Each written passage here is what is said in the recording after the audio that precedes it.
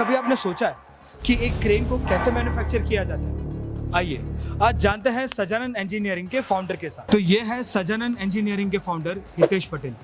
Hitesh ji please हमें बताइए कि क्रेन्स कैसे बनती है। चलिए आइए बताता हूँ। कस्टमर की रिक्वायरमेंट के हिसाब से जो हमारा ड्राइंग बना है उस हिसाब से रॉ मटेरियल आता है कंपनी के अंदर। हमने सब प्रोसेस के लिए स्पेशली इंजीनियर रखा हुआ है जो अभी देख रहे हो आप, ड्राइंग के हिसाब से मार्किंग करवा रहा है। मार्किंग के बाद है ना, जो पूरा हमारा एक इंजीनियर है वो कटिंग का प्रोसेस समझाता है और कटिंग चालू करवाता है।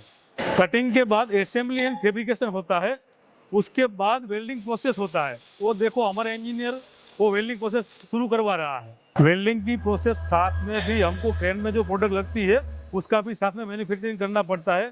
देखो ये होइस्ट है, उसके व्हील है, ड्रम है, motor assembly, brake assembly, and carriage, panel और भी बहुत पार्ट्स लगते हैं उसमें, उसकी प्रोसेस भी साथ में चालू रहती है। फैब्रिकेशन और असेंबली के बाद जो पार्ट्स रेडी हो गए हैं हमारे, वो होइस्ट को हम 25% एक्स्ट्रा लोड में टेस्ट करते हैं आई स्टैंडर्ड के हिसाब से।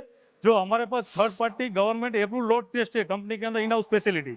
और सब प्रोसेस के बाद हमारा क्रेन रेडी हो गया है, उसमें सब पार्ट्स लग गए हैं, होइस्ट, पैनल, एंड कैरेज, और हमारा क्रेन रेडी टू डिस्पैच।